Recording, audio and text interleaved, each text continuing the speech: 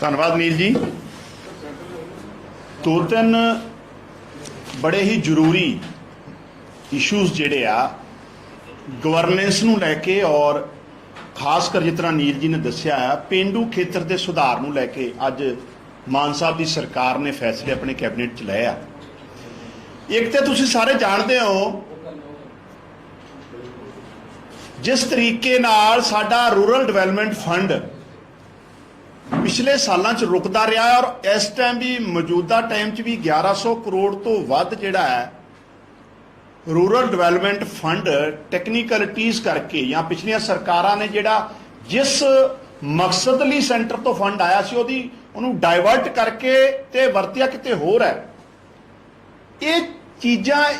इहो जिहियां गलतियां भविख च ना होण। पंजाब नूं अज पैसे की सब तो ज़्यादा जरूरत है, लोड़ है,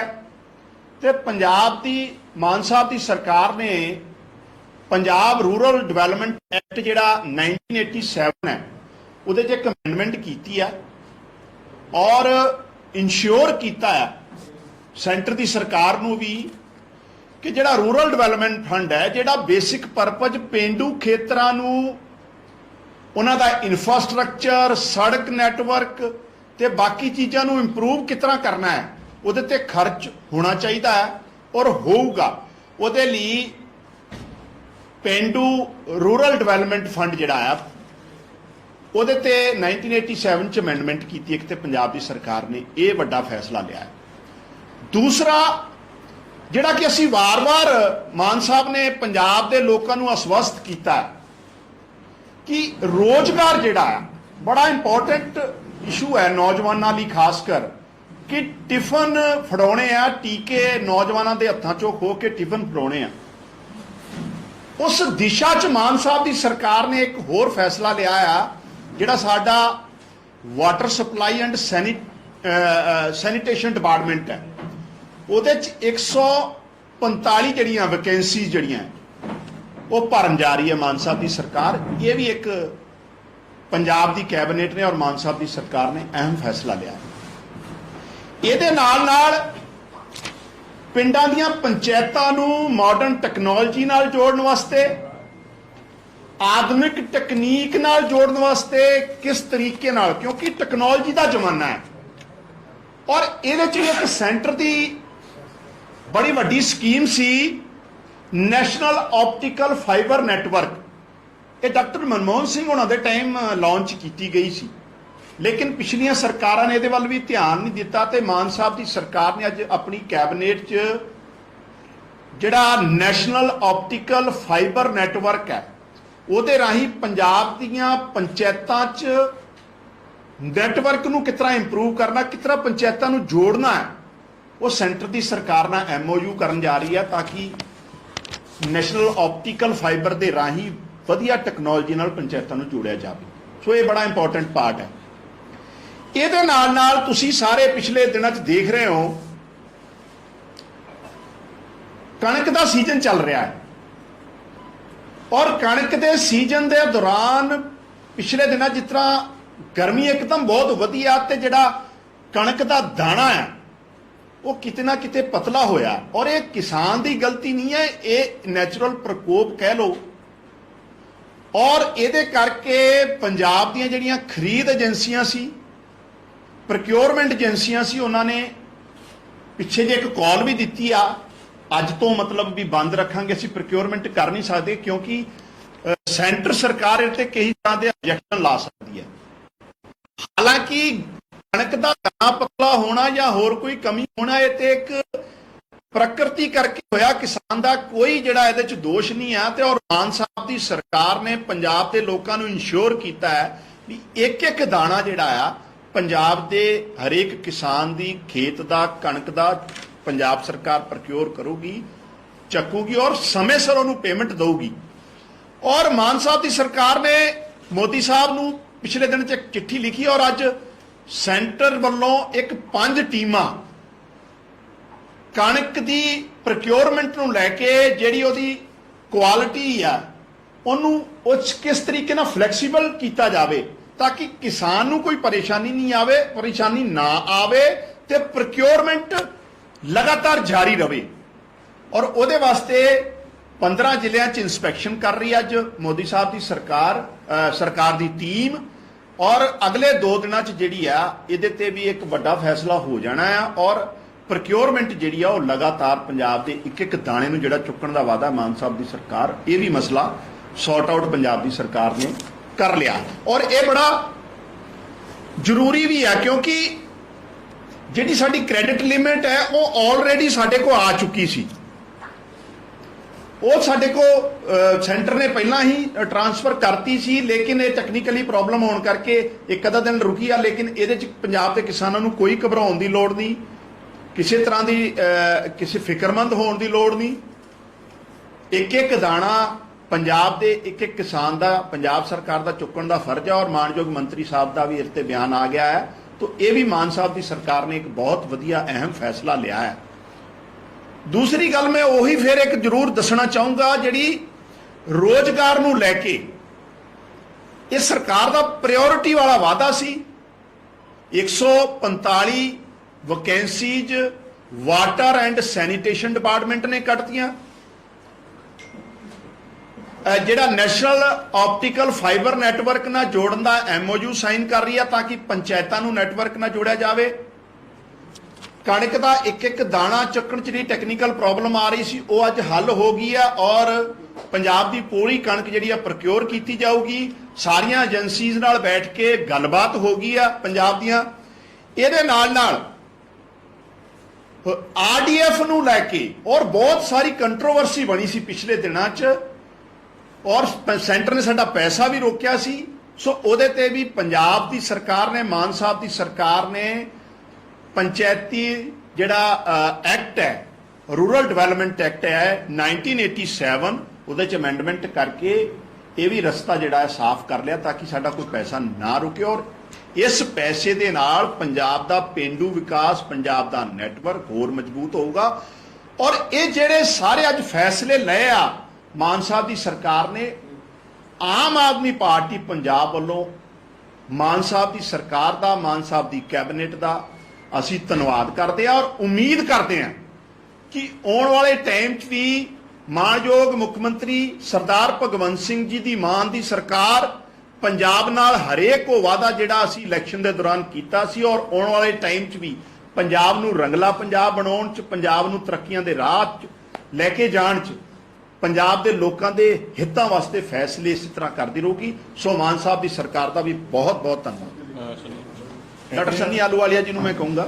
देखो ये अंदर जी मलविंदर कंग जी ने साडे नीलगढ़ जी सर ने दसियां दोनों गल्लां इस च मैं थोड़ा जिहा एलैबोरेट करांगा जिहड़ी साडी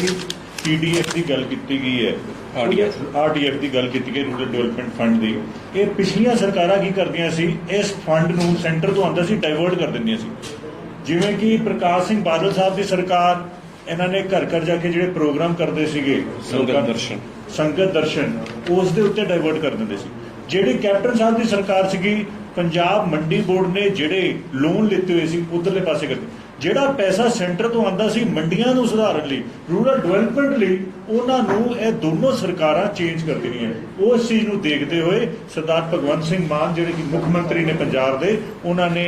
अमेंडमेंट कीती है ਉਹਦੇ अंदर और ਉਹਦੇ अमेंडमेंट दे हुण जिहड़ा पैसा है वो मंडियां दा थल्ले रूरल डिवेलपमेंट ते लगेगा एक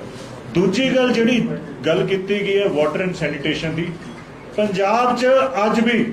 ਜਿਹੜਾ रूरल एरिया है उस च पीण दे पानी की कमी हैगी है उस चीज़ नूं देखते हुए पंजाब रूरल एरिया दे पानी स्वच्छ पहुंचा जाए ਉਹਦੇ ਲਈ नवीं वैकेंसियां भी निकल गया डिवेलपमेंट के काम भी होणगे नहीं जिथे जिथे भी पाइपलाइनस पैनियां नवीं ताकि पिंडां दे अंदर क्योंकि पानी का हक हर एक लिए है और इन्ने साल हो गए सानू आज़ादी के बावजूद भी साडे पिंडां च अज भी क्लीन वाटर लोगों को नहीं मिल रहा और ਉਹਦੇ तहत अज 145 वैकेंसियां भी निकलियां और ਉਹਦੇ ਲਈ नवीं लाइनां पैणगियां ताकि पंजाब रूरल के अंदर पानी की भी होवे यही मैं कहना चाहता ਤੁਹਾਡਾ ਕੋਈ ਸਵਾਲ सर ये बहुत अच्छी गल है कि रूरल तुसीं कर रहे हो पानी नहीं पाइपां लगा रहे हो पंजाब दे विच झोने करके पानी बड़ा थल्ले चला गया है तो सानू पता ਉਹਦੇ ਲਈ सरकार ने कुछ कर रही है कि ਉਹਦੇ ਹੁਣ ਡਿਵਰਸਿਫਿਕੇਸ਼ਨ ਕੀਤਾ ਜਾਵੇ ਕਿਸਾਨਾਂ ਨੂੰ ਦੂਜੀ ਫਸਲ ਦਿੱਤੀ ਜਾਵੇ ਕਿ ਪਾਣੀ ਦੀ ਬਚਤ ਹੋਵੇ ਕਿਸਾਨਾਂ ਨੂੰ ਫਾਇਦਾ ਹੋਵੇ ਦੇਖੋ ਜੇ ਚੋਣਾਂ ਦੇ ਵਿੱਚ ਵਾਤਾਵਰਣ ਦਾ ਮੁੱਦਾ ਸਭ ਤੋਂ ਪਹਿਲਾਂ ਉਠਾਇਆ ਸੀ ਤਾਂ ਆਮ ਆਦਮੀ ਪਾਰਟੀ ਨੇ ਉਠਾਇਆ ਸੀ ਕਿ ਅਸੀਂ ਸਮਝਦੇ ਹੈਗੇ ਕਿ ਪੰਜਾਬ ਦੇ ਵਿੱਚ ਜਿਹੜਾ ਵਾਤਾਵਰਣ ਆਬੋ ਹਵਾ ਜਿਹੜੀ ਹੈ ਉਹ ਖਰਾਬ ਹੋਈ। ਉਹ ਝੋਨਾ ਹਾਲਾਂਕਿ ਸਾਡੀ ਫਸਲ ਨਹੀਂ ਹੈਗੀ, ਨੈਸ਼ਨਲ ਜਾਣੀ ਕਿ ਪੱਧਰ ਤੇ ਜ਼ਰੂਰਤ ਸੀ ਤਾਂ ਬੀਜਿਆ ਗਿਆ ਤੇ ਉਹਦੇ ਨਾਲ ਸਾਡਾ ਪਾਣੀ ਜਿਹੜਾ ਕਾਫੀ ਥੱਲੇ ਚਲਾ ਗਿਆ। ਲੇਕਿਨ ਪ੍ਰੋਬਲਮ ਕੀ ਰਹੀ ਕਿ ਪਿਛਲੇ ਸਮੇਂ ਦੇ ਵਿੱਚ ਜਿਹੜੀਆਂ ਸਰਕਾਰਾਂ ਸੀ ਭਾਵੇਂ ਉਹ ਬਜਟ ਦੇ ਵਿੱਚ ਇਹ ਕਹਿੰਦੀਆਂ ਰਹੀਆਂ ਕਿ ਅਸੀਂ ਡਾਈਵਰਸੀਫਿਕੇਸ਼ਨ ਕਰਾਂਗੇ, ਪਰ ਉਸ ਤਰੀਕੇ ਦੀ ਮਾਰਕੀਟਿੰਗ ਜਿਹੜਾ ਨੈਟਵਰਕ ਸੀ ਤਾਂ ਕਿ ਜਿਹੜਾ ਕਿਸਾਨ ਦਾ, ਇਸੇ ਕਰਕੇ ਤਾਂ ਅਸੀਂ ਕਹਿੰਦੇ ਆ ਕਿ ਜਿਹੜੀਆਂ 23 ਦੀ 23 ਫਸਲਾਂ ਦੇ ਉੱਤੇ ਜਿਹੜਾ MSP ਹੈ ਉਹ ਕਿਸਾਨ ਨੂੰ ਮਿਲੇ ਤਾਂ ਕਿ ਕਿਸਾਨ ਜਿਹੜਾ ਹੈਗਾ ਡਾਈਵਰਸੀਫਿਕੇਸ਼ਨ ਵੱਲ ਵਧੇ। ਔਰ ਸਰਕਾਰਾਂ ਦੀ ਸਹਾਇਤਾ ਤੋਂ ਬਿਨਾਂ ਡਾਈਵਰਸੀਫਿਕੇਸ਼ਨ ਵੱਲ ਨਹੀਂ ਵਧਿਆ ਜਾ ਸਕਦਾ। ਔਰ ਆਮ ਆਦਮੀ ਪਾਰਟੀ ਇਸ ਪ੍ਰਤੀ ਕਮਿਟਡ ਹੈ। ਆਉਣ ਵਾਲੇ ਸਮੇਂ ਦੇ ਵਿੱਚ ਤੁਸੀਂ ਇਸ ਪਾਸੇ ਵੱਲ ਵੀ ਸਾਡੇ ਵਧਦੇ ਹੋਏ ਕਦਮ देखोगे, बिल्कुल बनेगी। बिजली पे बात कर रहे हैं, लगातार कट्स लग रहे हैं, 300 यूनिट फ्री की भी बात चल रही है, कैसे देखे आम आदमी पार्टी? क्योंकि लोग किसी न किसी जगह पे ये खबरें आ रही है कि कट बहुत लंबे चल रहे हैं। एक मेरे से जुड़ा सवाल है, विरोधी ये भी कह रहे हैं कि जब दिल्ली में सरकार बनी आम आदमी पार्टी की, उस समय पहली जो कैबिनेट मीटिंग थी उसमें फैसला लिया गया था कि वहाँ पे जो है बिजली मुफ्त की जाएगी, तो यहाँ पे वो फैसला कर लिया जाए। 300 यूनिट फ्री कब होंगे और बिजली के कट के